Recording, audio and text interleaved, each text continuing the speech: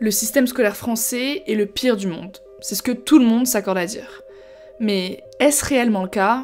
C'est ce qu'on va voir aujourd'hui. Le problème avec le système scolaire français. On n'a pas le temps pour aller faire nos sports, on n'a pas le temps pour manger, on a le temps de rien faire. Moi je pense qu'en vrai, en France, le système scolaire il est complètement cassé. Putain de système scolaire, je gobe plus leur histoire, ils m'ont tellement traité de faible que j'ai failli y croire. L'école, c'est crucial. Le début détermine la fin. Ces mots, ce sont ceux d'Abd al-Malik, et ils nous montrent parfaitement le rôle que joue l'éducation dans nos sociétés. L'école, c'est une partie intégrante de nos vies. On y est de nos 3 ans à nos 16 ans minimum, et elle englobe tous les sujets de société. L'entrée dans la condition écolière, c'est la première vraie mutation dans la vie d'un enfant. Pourtant, aujourd'hui, l'école française est décriée de partout. On critique l'intensité des rythmes scolaires, la rémunération des professeurs, la baisse du niveau global, sans compter les réformes incessantes qui changent les modalités du bac tous les ans. Bref, c'est un petit peu dur à suivre. Après, ces situations, elles sont assez personnelles, c'est-à-dire qu'il y en a qui ont la chance d'avoir un emploi du temps incroyable, comme moi par exemple avec mon mercredi où je n'avais pas cours l'année dernière, et dans le même temps, il y a d'autres élèves qui ont cours tous les jours, même le samedi. Plus largement, c'est difficile de décrire une seule situation puisqu'on n'a pas tous les mêmes chances. On a un système éducatif unique, mais qui s'adapte localement selon notre ville, notre établissement, qui peut être public ou privé, ou même nos sections et nos spécialités. Bref, il y a plein de facteurs à prendre en compte, mais s'il y a bien un point indiscutable, un fait qui révèle un problème majeur, c'est la baisse du niveau des élèves français. Le 5 décembre dernier, on a eu les résultats du classement PISA, le programme international pour le suivi des acquis des élèves, qui permet de connaître le niveau des élèves dans chaque pays. Et honnêtement, même si on est champion du monde de foot, on n'est pas vraiment les meilleurs dans l'éducation. Même si la France est la 7e puissance mondiale, elle se classe selon ce rapport en 23e position dans le domaine de l'éducation. Alors ok, on n'est pas vraiment les derniers, on n'a pas le pire système éducatif, mais étant donné la place que l'on a dans le monde, comment ça se fait que l'école française soit aussi mal classée? Bon déjà, il faut se poser la question de qui va à l'école. Bon là vous allez me dire, tout le monde? Oui, et ça c'est déjà une énorme chance. 99% des jeunes français en âge d'étudier sont scolarisés, ce qui est bien loin d'être le cas partout dans le monde. Chacun a accès à l'éducation et le tout gratuitement. Et maintenant, il s'agirait aussi d'avoir un système qui fonctionne. Alors, il y a déjà la question des classes. On le sait, une classe qui fonctionne, c'est une classe qui ne contient pas trop d'élèves. C'est bien plus facile d'aider les élèves et de les accompagner quand ils sont 25 plutôt que 35. En Bachibac, l'année dernière, on était 9, et c'est sûr que c'était une vraie chance et que ça nous a vraiment permis de progresser rapidement. Quand on observe la situation des années récentes, on se rend compte que des efforts ont été faits pour réduire la taille des classes en primaire, l'âge où les élèves ont le plus besoin d'être accompagnés. En 2020, on a même instauré un maximum de 24 élèves dans les classes de CP et CE1. Mais bon, finalement, on a créé des postes en primaire pour en supprimer en collège et lycée. Donc bref, depuis 2018, le nombre d'élèves par classe au collège est passé de 25 à 26 en moyenne et de 29 à 30 en lycée. Et dans certains lycées publics, on va jusqu'à atteindre 40 élèves par classe. Alors en comparaison avec nos voisins européens, et même si des efforts sont faits, on a quand même pas mal de choses à améliorer sur cet aspect. Maintenant, le rythme scolaire. Je pense que c'est le sujet qui préoccupe le plus les jeunes avec nos fameux 8h-17h.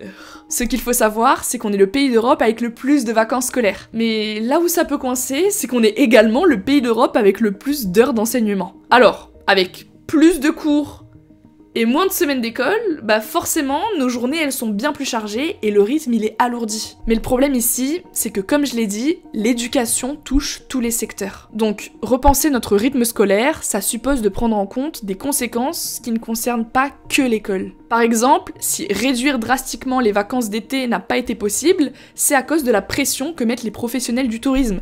Parce que eux, ils font quand même 2/3 de leur chiffre d'affaires durant l'été. Donc sur ce point-là, je sais pas trop comment on peut s'en sortir.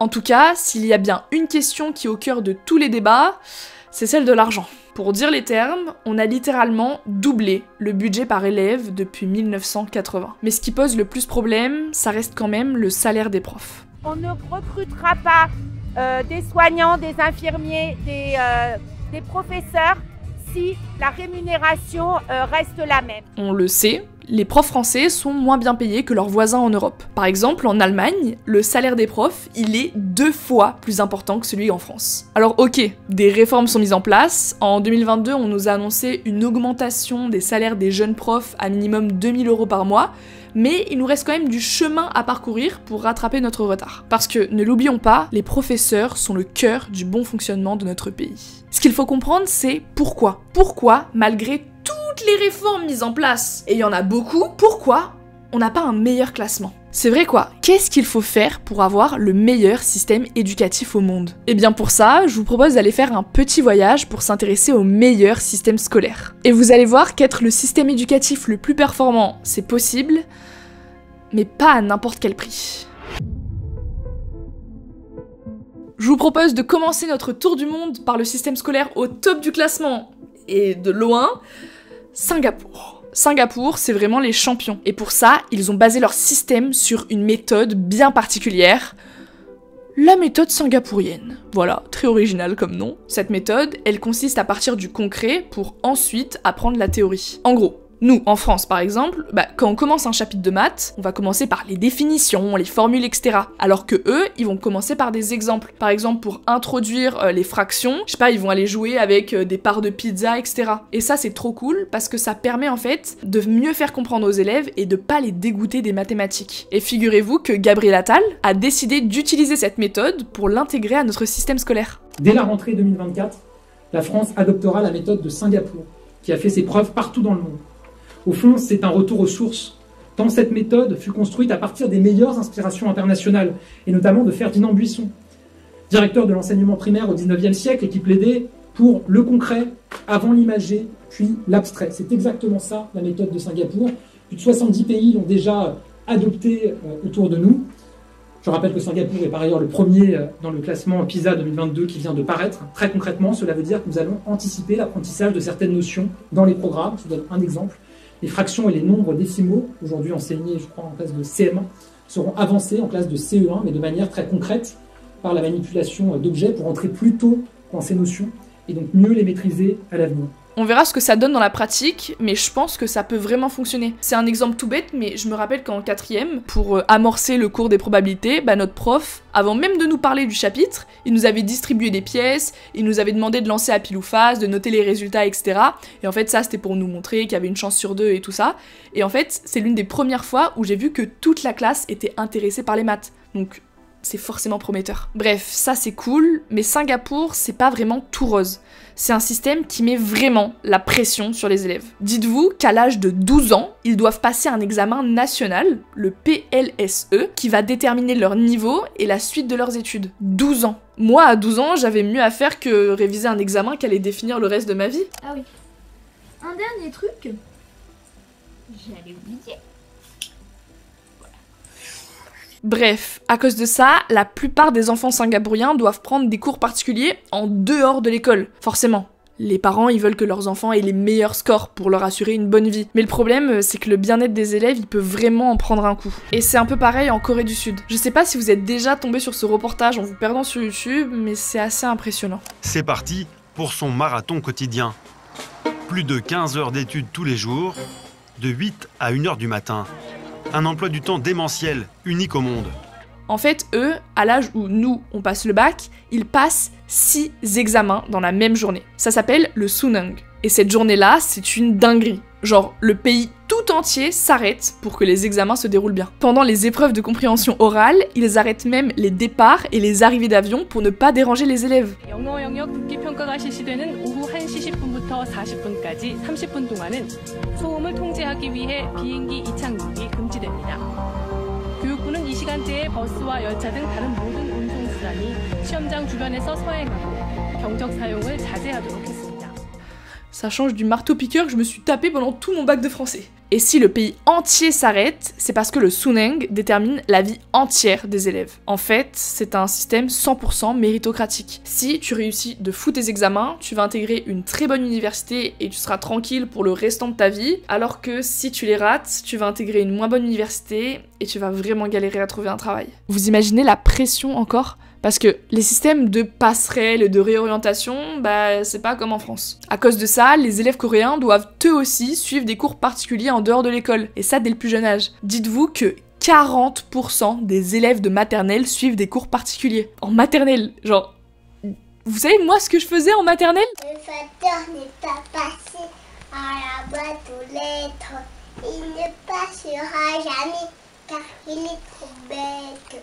Alors ok, les Coréens ont un système éducatif bien plus performant que le nôtre. Ils bossent aussi beaucoup plus et la pression est démentielle. Donc leur santé mentale, elle en prend un coup. Là-bas, le suicide est devenu la première cause de mort chez les adolescents. D'ailleurs, si ça vous intéresse, il y a la série Sky Castle sur Netflix qui montre vraiment bien la pression que subissent les jeunes coréens. Et c'est assez terrifiant. Bon, bah finalement, on voit qu'être en tête du classement PISA, ça veut pas forcément dire qu'on a un système scolaire parfait. Après, il y a un entre-deux. Il existe des pays qui sont hauts dans le classement sans forcément mettre trop de pression aux élèves. On peut penser au Canada et plus particulièrement au Québec. Ce qui change là-bas, c'est l'immense liberté donnée aux profs. En gros, ils peuvent choisir le manuel qu'ils ont envie d'utiliser ou ne pas en utiliser du tout, et c'est vraiment eux qui choisissent comment donner leurs cours. Du coup, parfois, ils montrent carrément des vidéos à leurs élèves en cours. En plus de ça, au Québec, on valorise vachement la coopération entre les profs de différentes matières. Par exemple, on va poser un problème concret aux élèves, genre les courses d'une famille, et on va littéralement les amener dans un supermarché. Leur but, ça sera de tenir un budget en effectuant des calculs de maths, en surveillant l'impact sur la santé des aliments choisis, ça c'est l'aspect biologie et EPS, et tout en comprenant le coût économique que peuvent poser les courses pour les familles les plus démunies. C'est trop bien en vrai, j'aurais kiffé faire des sorties scolaires à Carrefour. Pour prendre un autre exemple un peu plus proche de chez nous, on a aussi la Finlande, qui a un système qui fonctionne super bien alors qu'ils travaillent que jusqu'à 13h. Du coup là on se dit genre, vu qu'ils travaillent que les matins, comment est-ce qu'ils font pour avoir un classement aussi bon au PISA? En fait, ils ont changé de stratégie. Même s'ils n'ont que 20 heures de cours par semaine, pendant ces cours-là, on leur demande d'être ultra attentifs et efficaces. Ça change des Coréens qui travaillent toute la journée et sont tellement fatigués qu'ils s'endorment en cours. En Finlande, les élèves ont peu de cours, peu de devoirs, mais quand ils travaillent, ils doivent être efficaces. Et en vrai, ça marche plutôt pas mal. Bon, finalement, on s'en sort pas si mal que ça. Alors effectivement, d'après les rapports PISA, on n'est pas les meilleurs, mais on n'est pas les pires. Loin de là. En termes de charge de travail, même si beaucoup se plaignent, on n'est pas si surchargé que ça. Si on se compare à des pays comme Singapour ou la Corée du Sud, où les élèves travaillent sans cesse entre l'école et les cours privés. D'un autre côté, on a quand même un système plus strict et nationalisé que des pays comme la Finlande ou le Canada. Et quand on compare tous ces pays ensemble, on se rend compte qu'il faudrait peut-être voir un petit peu plus loin que la performance scolaire. Évaluer un système éducatif ne devrait pas se réduire à évaluer la capacité des élèves à résoudre un exercice de maths. Pour rendre l'école meilleure, il faudrait arriver à trouver un équilibre, un juste milieu pour que les élèves ne se laissent pas enfermer dans un prisme où l'école ne les laisse pas respirer. Et en même temps, les guider au mieux vers la réussite et la construction d'un esprit critique. On ne doit pas devenir des machines non plus. C'est pour ça que, selon moi, il faudrait mettre plus l'accent sur la partie extrascolaire et permettre aux élèves de s'épanouir dans des disciplines culturelles ou sportives. On n'est pas tous faits pour les longues études, on n'a pas tous un esprit littéraire ou scientifique.